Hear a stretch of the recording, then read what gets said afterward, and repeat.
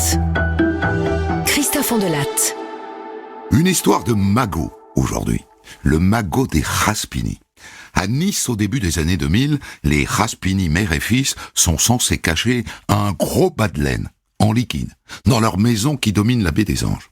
Et on va les tuer pour ça. 3 zozos pas très futés qui vont aller jusqu'à enterrer la mère vivante. Une histoire que nous allons débriefer avec celui qui était à l'époque le commandant divisionnaire de la PJ de Nice, Bernard Mascarelli. J'ai écrit cette histoire avec Okis, réalisation Céline Lebras. Europe 1, Christophe Delatte.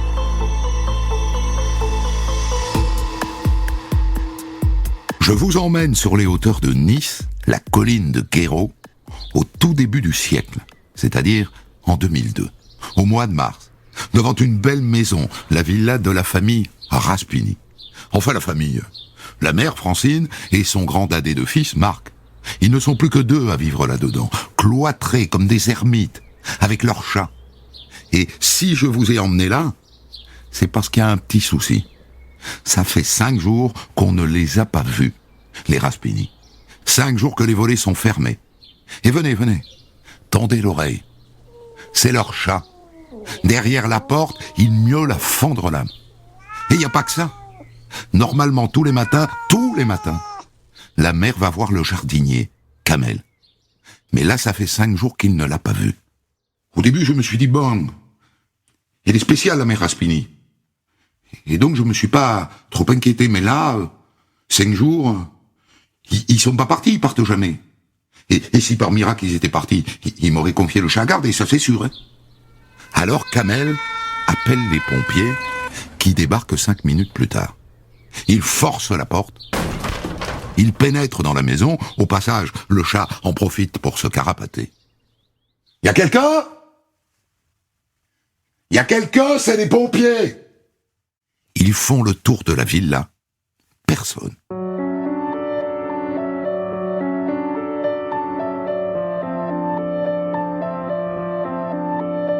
À partir de là, la police judiciaire de Nice prend le relais. Elle lance une recherche dans l'intérêt des familles. Et elle débute une petite enquête en commençant évidemment par se rencarder sur les 2 disparus. Drôle de duo, ces 2-là. La mère d'abord, Francine Véran Raspini, 71 ans. Elle est rentière, héritière d'une famille niçoise qui a fait fortune dans les fleurs, les œillets plus précisément. Pas antipathique, d'après ce qu'on dit, mais très réservée.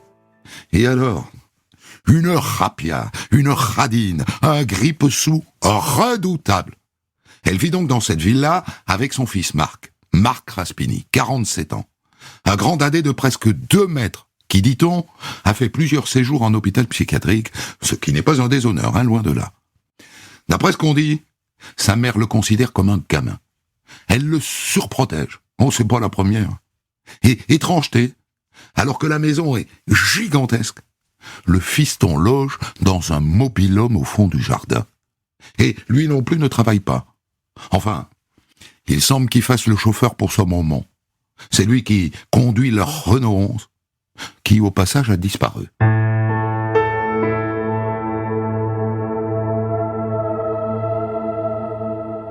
Alors les Raspini sont-ils riches ? Ben oui.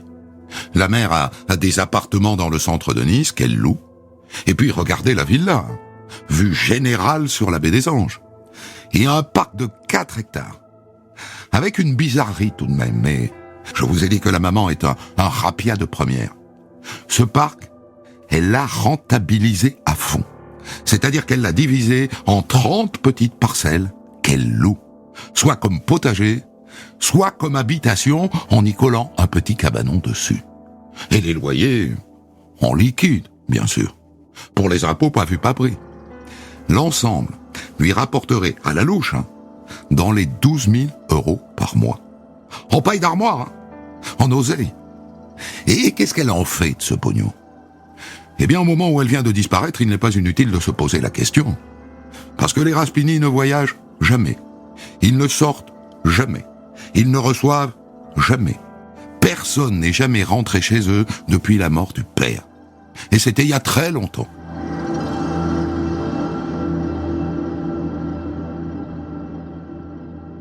Vous sentez tout le mystère qui flotte autour de cette disparition ?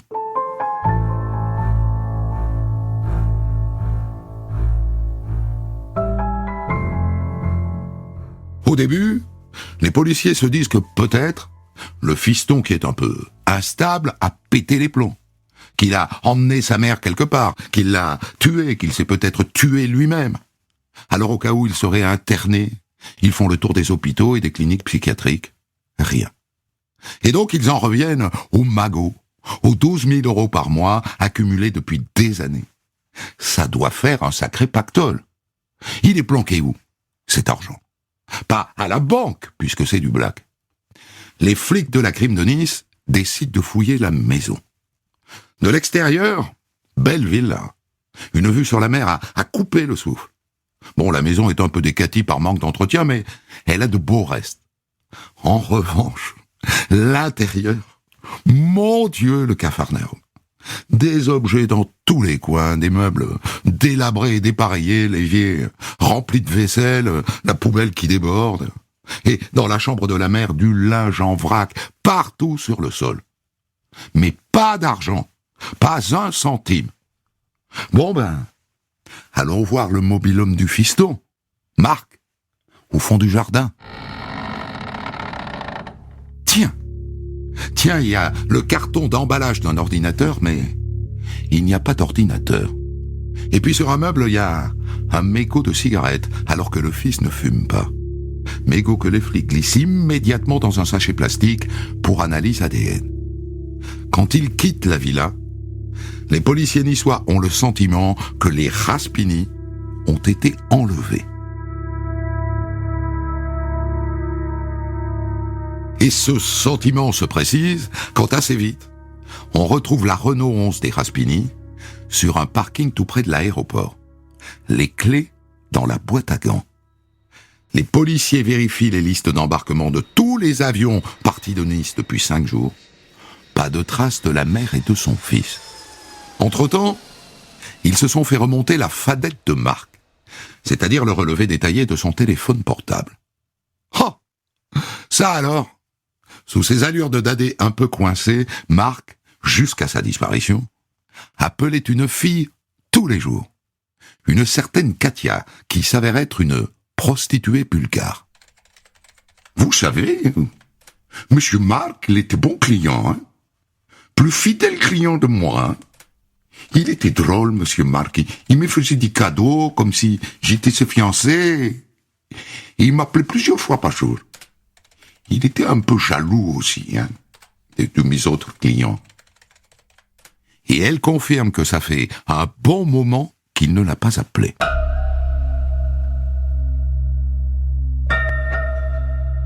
Les policiers retournent à la villa pour interroger le jardinier, Kamel, qui vit dans l'un des cabanons. J'ai bien une idée, moi. Hein. Un locataire. C'est l'un des derniers arrivés. Un jour, il s'est pris la tête avec elle pour une facture d'électricité qu'il trouvait trop élevée. Alors, à ce moment-là, elle a menacé de le mettre dehors. Et il s'appelle comment ? Philippe. Philippe Leblanc. Et bon, ce qui me fait penser qu'il est pas net, c'est qu'après, il est venu me voir. Et il était très, très en colère. Et il m'a dit, texto, hein, tiens-toi à l'écart de tout ça, mais je vais m'occuper d'elle. S'occuper d'elle ? Les policiers se rencardent tout de suite sur cet oiseau. Pour découvrir d'abord que Leblanc, ça n'est pas son vrai nom. Son vrai nom, c'est Dubois, Philippe Dubois. Il a 34 ans. Et il a un casier judiciaire long comme le bras. Alors où est-il, ce Philippe Dubois, dit Leblanc ?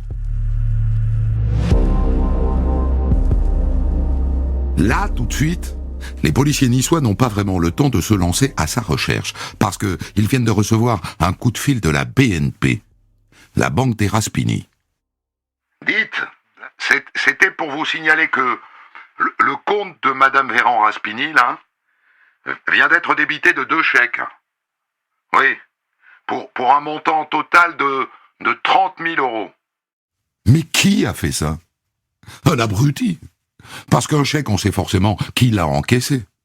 Ça prend 5 minutes. Et d'ailleurs, voilà la réponse. Ils sont 2 à avoir encaissé ces chèques. Et dans la foulée, d'ailleurs, ils ont retiré tout l'argent de leur propre compte en banque, en liquide. Patrick Gauvin, 52 ans, et son fils Laurent Gauvin, 22 ans. Les flics passent leur blase au fichier. Ils sont connus.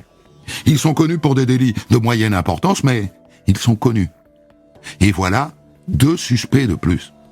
Et oui, de plus, parce que l'autre, là, le locataire Philippe Dubois, dit Leblanc, n'est pas encore sorti de l'affaire. Et vous savez pourquoi? Parce que ils se connaissent, tous les 3. Philippe Dubois sort les poubelles de l'immeuble dont Patrick Gauvin, le père, et le concierge.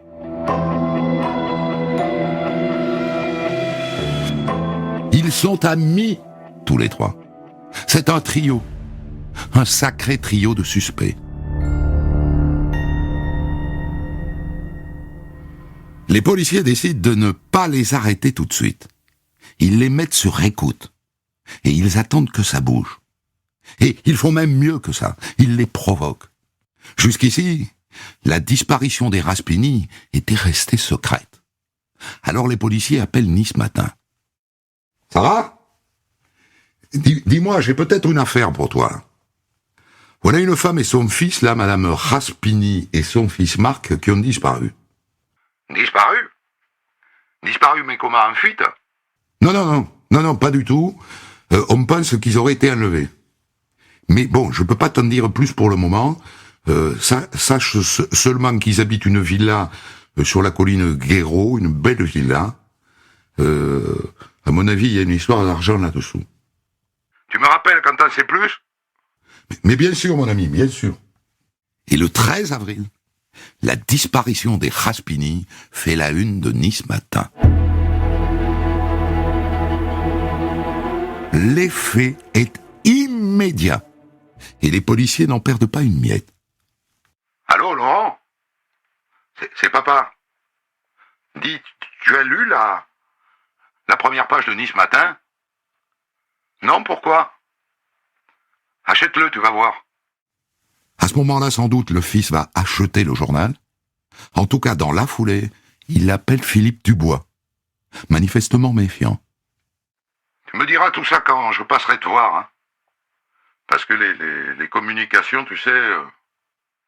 Une demi-heure plus tard, Philippe Dubois appelle Kamel, le jardinier de madame Raspini. Kamel? T'as vu le journal, Kamel? Ah non, j'ai pas vu le journal. Madame Raspini a disparu, figure-toi. Oh, c'est triste, ça. Non, Kamel, moi, je trouve pas ça triste du tout, mais... Dis, appelle-moi si la police vient te voir, d'accord? D'accord. Kamel n'a pas l'air d'être du tout dans le coup, parce qu'il joue le jeu. Il est temps de passer à l'action.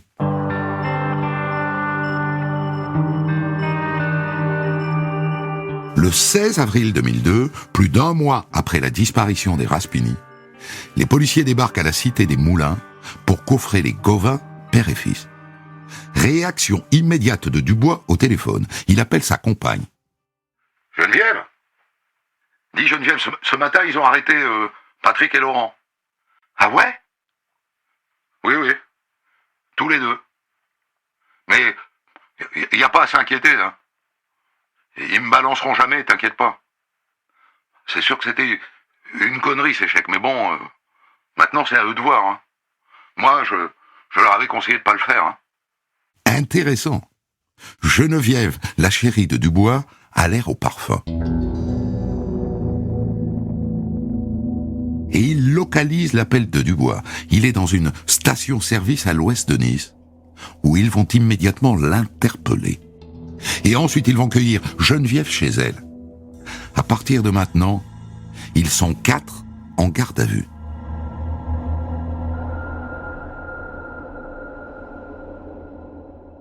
Sauf qu'évidemment, 1 mois après, ils ont eu tout le temps de se mettre d'accord sur ce qu'ils doivent dire et ne pas dire. Et du coup, les Gauvin, père et fils, interrogés séparément, racontent la même farce. Mais ces chèques, c'est Marc Raspini qui me les a donnés. Juste parce que il pouvait pas les encaisser lui-même. C'est tout. Il n'y a pas à chercher plus loin. À part ça, ils n'ont rien à voir avec la disparition de la mère et de son fils. Monsieur Gauvin,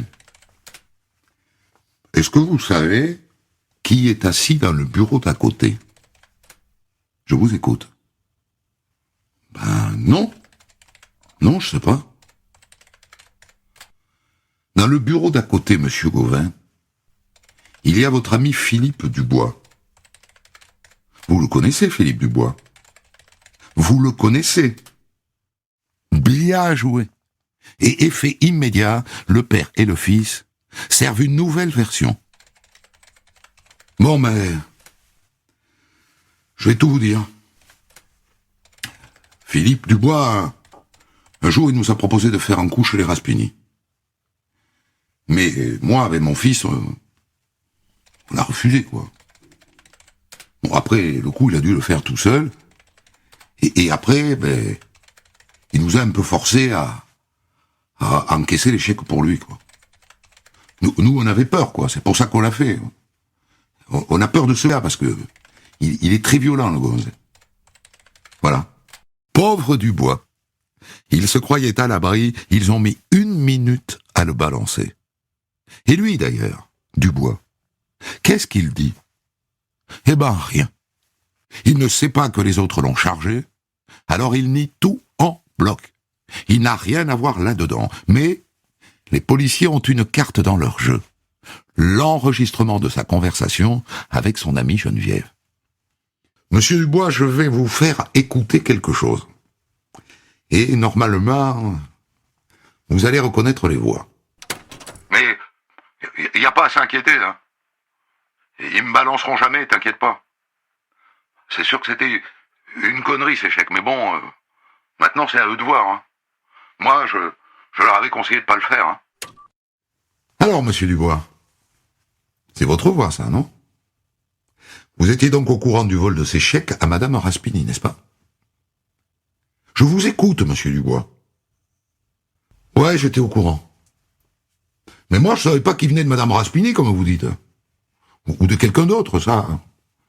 Ça, je ne le savais pas, et d'ailleurs, ça m'a pas étonné, d'ailleurs, que les Gauvin piquent des chèques, hein. Ils sont tout le temps fauchés, ces deux-là. Ils se donnent un rôle secondaire. Un type qui savait et qui n'a pas dénoncé. Rien de plus. Mais manque de peau chez lui, les policiers trouvent un ordinateur portable, pile la marque de l'emballage retrouvé chez les Raspini. Mais c'est madame Raspini qui me l'a vendu. Pour 3000 francs. Et puis, il doit sentir que ça n'est pas trop crédible. Alors il veut bien reconnaître que c'est Patrick Gauvin qui le lui a donné. Voilà tout ce que les flics ont pu en tirer en 48 heures de garde à vue. Et c'est assez pour les mettre tous les 4 en examen pour enlèvement et séquestration, et pour les envoyer en tôle.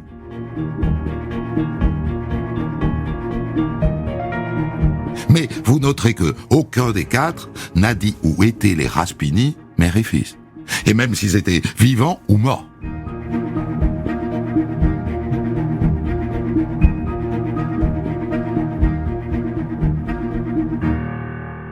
Alors une fois de plus, les flics décident de mettre à contribution les journalistes de Nice Matin.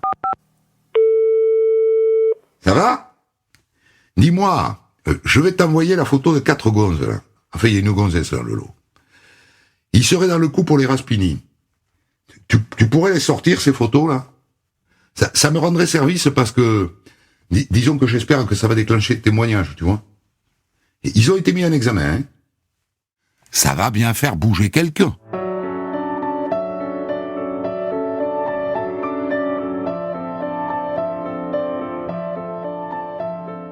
Deux témoins qui ont vu les tronches des 4 dans le journal se manifestent. Ils connaissent Patrick Gauvin, le père. Et bien Patrick, à la fin du mois de mars, il m'a dit un truc du genre, j'ai gagné 17 000 € On a fumé une mère et son fils qu'on a mis dans un trou. Moi, franchement, sur le moment, j'ai cru que c'était une connerie. Mais là, je me dis que peut-être c'était vrai, quoi. Ils les ont donc tués et enterrés. Et maintenant, il faut les trouver, ces corps.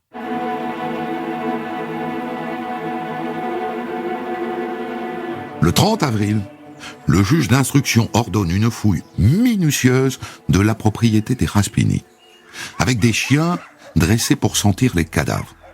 On les fait passer dans tous les sens sur les 4 hectares. Nada. En revanche, il y a une bonne nouvelle.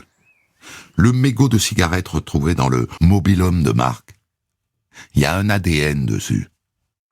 Et cet ADN, après comparaison, c'est l'ADN du mis en examen Philippe Dubois, c'est certain. Ah tiens. Alors il pourra toujours dire que, comme il habitait la propriété, il l'a laissé là un jour. Mais c'est pas tout. Parce qu'un expert en écriture affirme que c'est lui aussi qui a rempli les chèques. Il va falloir qu'il arrête de se donner un rôle secondaire, celui-là. Monsieur Dubois, alias Leblanc.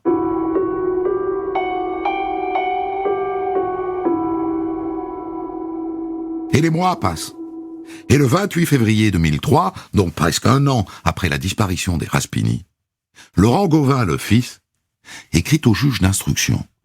Il prend tout sur lui. Enfin tout. Philippe Dubois n'était pas là. Il est pour rien dans cette affaire. Et mon père, Patrick, non plus.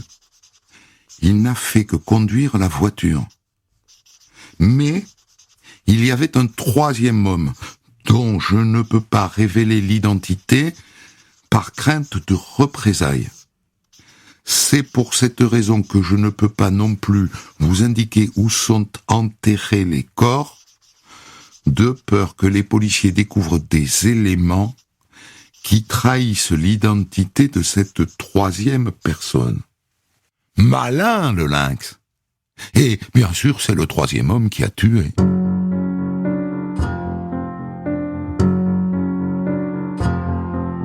Une semaine plus tard, le jeune Gauvin écrit une 2e lettre au juge d'instruction. Il a changé d'avis. Il veut bien emmener les policiers là où les Raspini sont enterrés. Alors, on le sort de la prison de Nice, on le met dans une voiture, et un convoi dans lequel on retrouve des policiers, le médecin légiste, le juge d'instruction et le procureur, prend la direction d'une colline à l'ouest de Nice. C'est là. Arrêtez-vous. Laurent Gauvin indique un carré dans un sous-bois. Il est 14 heures. Les policiers commencent à creuser. Et c'est pas facile, hein. La terre est dure, elle est sèche, elle est pierreuse. Au bout d'1 heure, le trou atteint 50 cm de profondeur. Et 1 heure plus tard, 60 cm de profondeur. Et toujours rien. Mais le juge a remarqué que plus on creuse, plus Laurent Gauvin blêmit. Et maintenant même il transpire. Allez-y, continuez à creuser. Le trou atteint maintenant 70 cm de profondeur. Et là, apparaît une chaussure. Et une demi-heure plus tard, 2 corps, tête bêche, imbriqués l'un dans l'autre. Francine et Marc Raspini.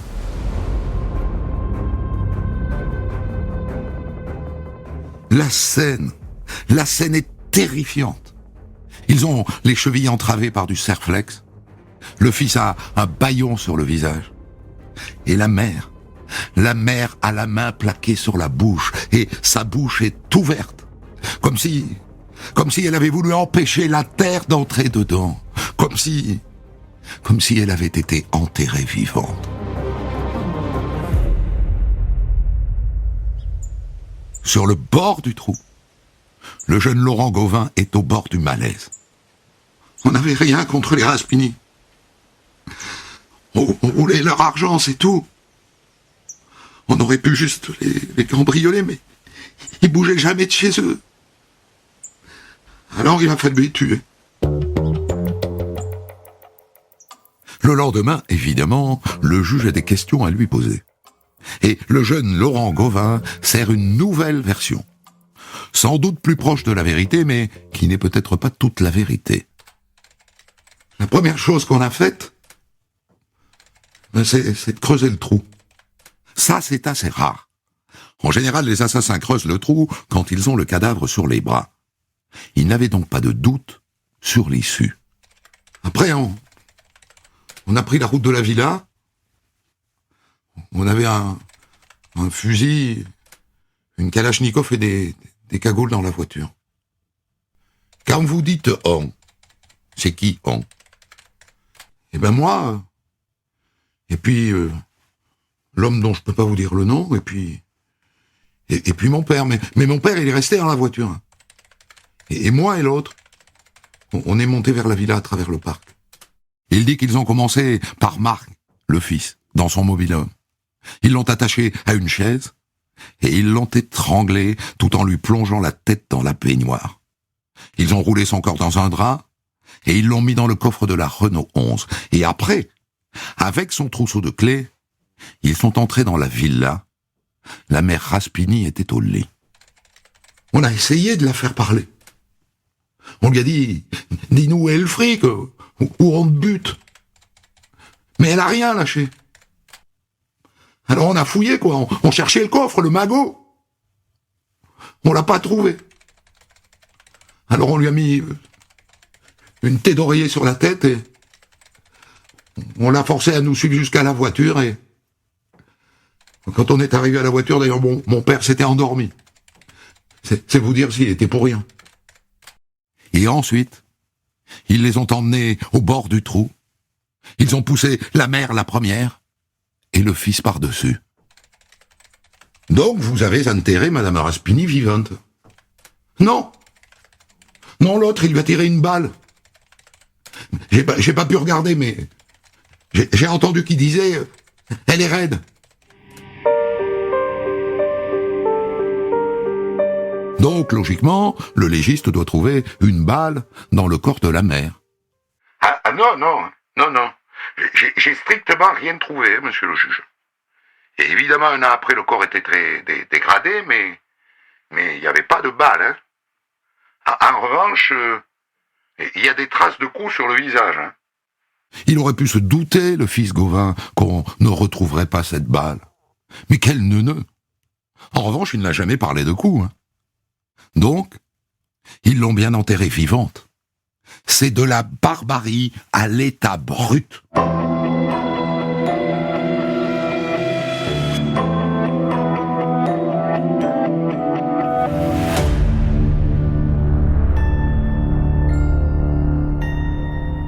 Le procès devant la cour d'assises des Alpes-Maritimes s'ouvre le 10 juin 2006.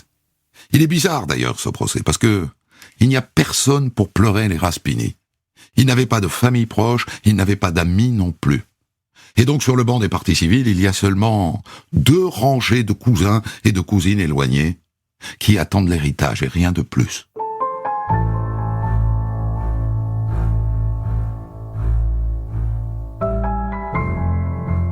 À part ça, on en reste au scénario improbable selon lequel le père était dans la voiture, Laurent est monté à la villa avec le 3e homme, et le 3e homme, c'est pas Philippe Dubois. Et puis, les jours passant, le récit s'effrite un peu, et Dubois apparaît de plus en plus comme étant le 3e homme. Et là, Laurent Gauvin, le fils, demande une suspension d'audience. Monsieur le Président, je voudrais parler seul avec mon avocat, s'il vous plaît. On se dit, c'est le tournant de ce procès. Il va balancer Dubois. Mais quand il revient, Laurent Gauvin demande la parole. Je vais vous donner l'identité du 3e homme. Le 3e homme, eh ben c'est le jardinier, c'est Kamel.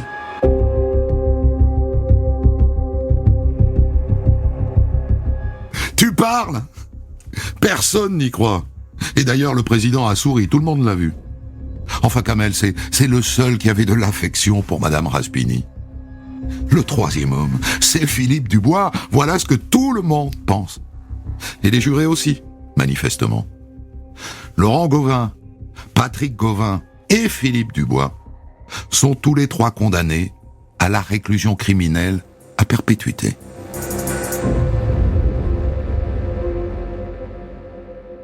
Ils font appel, ça va de soi. Et je vous épargne le deuxième procès, ils gagnent tous un peu. Philippe Dubois et Laurent Gauvin, le fils, prennent 28 ans, et Patrick Gauvin, le père, en prend 25.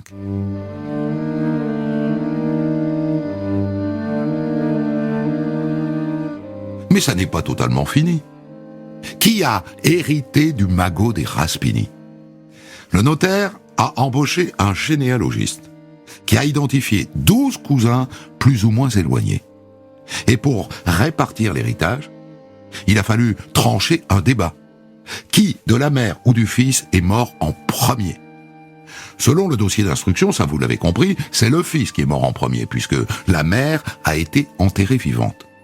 Dans ce cas-là, c'est une cousine du côté du fils qui hérite de la moitié, et tous les autres cousins se partagent l'autre moitié. Mais tous les autres ne l'entendent pas de cette oreille. Alors ils saisissent le tribunal civil, qui rend une décision assez étonnante. Il tranche que d'habitude, en général, une mère meurt avant son fils. Et c'est cette logique qu'il retient. Et donc le magot des Raspini est divisé entre les 12 cousins. Enfin, la maison, les appartements et les comptes en banque. Parce que le bas de laine en liquide, on ne l'a jamais retrouvé. Jamais. Allez savoir si le trio ne l'a pas mis de côté. Enterré quelque part pour le jour où ils sortiront.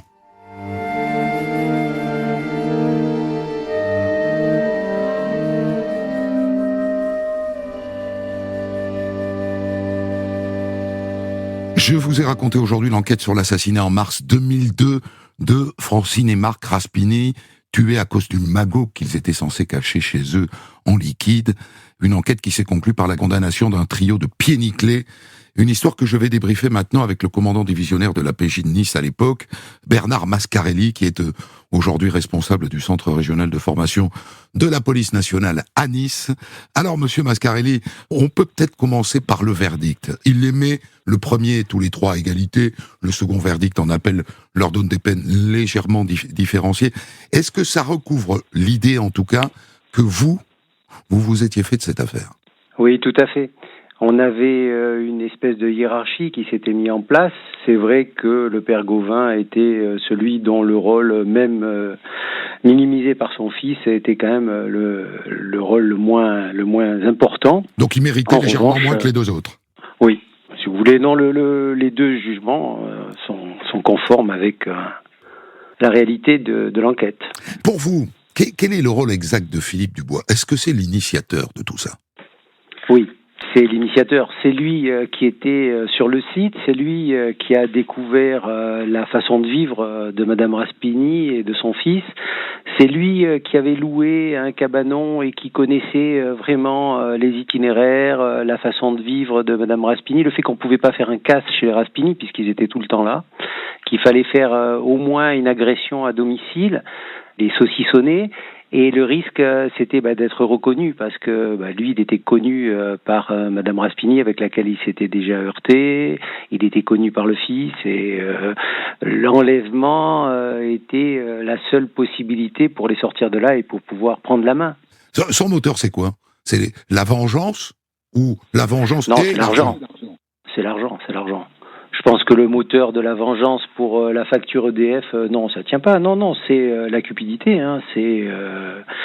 Il a vu qu'il y avait de l'argent dans cette façon de faire. On venait de passer, en mars 2002, on venait de passer des francs à l'euro. Oui. Il devait se dire que Madame Raspini devait avoir des francs qu'elle n'avait pas pu changer, puisque depuis un contrôle fiscal, elle ne déposait plus son argent à la banque. Mmh. Donc voilà, si je pense qu'il pensait qu'il y avait au moins des francs quelque part, et puis des euros. En tout cas, on en a trouvé nous, puisque les paiements des loyers s'effectuaient en liquide dans la boîte aux lettres au fil des jours. Donc il y avait des enveloppes, quoi. Oui. Mais le magot, Il est où, le magot? Ils sont sortis, là, évidemment, les Gauvin et Philippe Dubois. Ils ont été condamnés, ils étaient en détention depuis 2002, condamnés à entre 25 et 28 ans. Au bout de 15 ans, probablement, qu'ils sont dehors. Est-ce que quelqu'un les suit pour savoir s'ils vont déterrer un sac quelque part? Alors c'est pas aussi simple que ça, mais naturellement les choses se font toujours. On peut repartir éventuellement sur une nouvelle enquête. La police judiciaire, c'est un travail de groupe, c'est un travail d'équipe. Il y a toujours des gens qui sont en fonction, qui peuvent redémarrer une enquête avec des nouveaux faits. Donc on les suit. Alors, évidemment, j'ai une curiosité, parce que moi je raconte l'histoire de ces gens, je ne les connais pas. Et c'est ma difficulté quand je veux les jouer dans les séquences d'aveux, etc. Mais vous les connaissez. Philippe Dubois, à quoi il ressemble? C'est un monsieur qui est assez meneur, qui a un certain charisme, qui a une violence qui est pas négligeable. Il est sanguin, quoi. Oui, c'est un sanguin. Il a son passé l'atteste. Vous l'avez rappelé, il avait son casier judiciaire. Il a eu, si vous voulez, des incidents de violence sans arrêt. Moi, je me rappelle quand il est détenu, il avait sans arrêt des demandes pour qu'on aille vérifier des choses. Chaque fois qu'on vérifiait, on tombait sur une affaire. Un ancien employeur qui avait pas voulu lui régler la totalité des sommes, il l'avait menacé. Dans la foulée, les locaux de l'employeur avaient brûlé. Ouais. C'était un chemin parsemé de violence. Mais c'est pour ça que je vous ai dit que peut-être la vengeance pesait. L'idée de se venger de la facture EDF n'était pas négligeable, parce que c'est un caractériel, quoi. Ah oui, là après psychologiquement, ça dépasse un petit peu nos spécialités en police judiciaire. Ne soyez pas modeste, parce que dans cette enquête, vous avez fait œuvre de pas mal de psychologie. Alors les deux autres, les Gauvin, eux, ils ont l'air neuneux, parce qu'aller encaisser des chèques, c'est quand même se dénoncer à la PJ. Oui, mais bon, si vous voulez, au début, ils étaient partis sur l'idée qu'ils avaient fait des travaux, on leur avait remis un chèque, et puis voilà, ils l'avaient encaissé. Bon, c'est sûr qu'il l'avait immédiatement encaissé en liquide, il n'avait pas laissé traîner l'argent sur le compte. Mais oui, on n'est pas dans le fut-fut, là, nous sommes d'accord. Il les a instrumentalisés, Philippe Dubois. En tout cas, il y a de façon incontestable, c'était lui le chef. C'est lui qui leur a mis la pression. Mais ils le reconnaissent eux-mêmes. Ils disaient qu'ils avaient peur de Dubois. Donc. Alors il y en a une dont on a perdu le fil dans mon récit. Je le reconnais, c'est Geneviève. Je n'ai pas réussi à savoir ce qu'elle était devenue. Elle a été écartée à un moment. Oui, elle a été écartée dans l'instruction. Le magistrat a pensé qu'il n'y avait pas assez contre elle d'éléments susceptibles de pouvoir la renvoyer en cour d'assises. Elle était certes au courant, puisque ça ressortait des écoutes, ça est ressorti de ses... Quand il y a ce que vous avez très bien narré au début, l'épisode Nice Matin et puis les coups de fil qui se succèdent dans l'équipe, elle est au courant, c'est immédiat, on sait. Mais bon, le fait de savoir... qui plus est, a posteriori des faits, n'en fait pas une complice au moment des faits. Alors justement, l'épisode de Nice Matin, ça a pu surprendre. C'est-à-dire que ceux qui ne savent pas découvrent que, oui, les flics de la PJ, ça utilise la presse, c'est du donnant-donnant, quoi. Alors, c'est du donnant-donnant, c'est de l'information. Les Raspini avaient disparu, il était important que tout le monde le sache, et puis ça allait nous aider, puisqu'il pouvait y avoir des gens, du coup, qui pouvaient nous apporter des précisions. On était dans un temps encore assez proche de cette disparition. On avait l'espoir qu'ils avaient pu être enlevés et que quelqu'un les avait dans un coin. C'était pas complètement mort. Enfin, on pensait qu'ils n'étaient pas forcément décédés. C'est courant, ça. Enfin, vous avez toujours comme ça des contacts dans le journal local pour faire passer des messages? Alors, les journaux locaux ou les journaux nationaux, forcément, il y a des relations. Ouais. Il y a des journalistes spécialisés dans le fait divers, et il y a des échanges, mais c'est pas un marché, c'est pas. Non, c'est de l'amitié, c'est ce que je disais. Ouais. Alors, ça peut entraîner des relations amicales. Alors, moi, je trouve que dans cette histoire, il y a quand même un moment qui était assez bouleversant, c'est la découverte de ces deux corps. Vous étiez là, vous? Oui, c'est plus que bouleversant. Et je me rappelle quand Laurent Gauvin se retourne au moment où on avance, ça faisait un petit moment qu'on n'avait plus... on piétinait, on enlevait de la terre, il se passait rien. Et puis tout à coup, il se remet à blêmir. Et puis on arrive sur les corps, quoi. Là, on arrive alors d'abord un petit peu avec la pelle et la pioche, et puis rapidement, on se transforme des archéologues À la dans main. la grotte de Terra Mata, et Mm. puis voilà, on va y aller doucement pour Mm. pouvoir déterrer les corps. Les corps étaient enfouis dans un terrain argileux plein de galets Mhm. des collines niçoises, un peu du Poudingue, et ils s'étaient momifiés en 1 an. Ouais. Ils avaient été complètement desséchés. Ouais. Et oui, la position des 2 corps, le fils sur la mère, c'était assez. C'est une image qui reste forcément. Parce que vous en avez vu des vertes et des pas mûres dans votre carrière, mais cette image, elle vous reste. Cette image reste, oui. Mm. La main sur la bouche de la mère. Oui, c'est après, ce sont les constatations, ce que nous on a découvert donc en les déterrant, hein, donc le bandeau qui était plus sur le visage, la main qui était là, le fait que, comme vous l'avez très bien dit, il n'y avait pas d'impact de balle sur le corps de la mère, contrairement à ce qui avait été déclaré par Laurent Gauvin, ni d'impact, ni de plaies transficientes ou même de projectiles découverts avec un appareil détecteur de métaux par la suite. Il n'y avait pas de balle, donc elle a été enterrée, elle était vivante, quoi. Et ça, c'est quand même ça ajoute une dimension. Et en plus, si vous voulez, dans les constatations, c'est réaliste, quoi. C'est cette vieille dame avec sa main sur le visage, c'est terrible. Je vous remercie infiniment, Monsieur Mascarelli. Donc, vous qui dirigez l'enquête de la police judiciaire de Nice à l'époque, vous êtes aujourd'hui, je le rappelle, responsable du centre de formation régional de la police nationale à Nice. Des centaines d'histoires disponibles sur vos plateformes d'écoute et sur europe1.fr.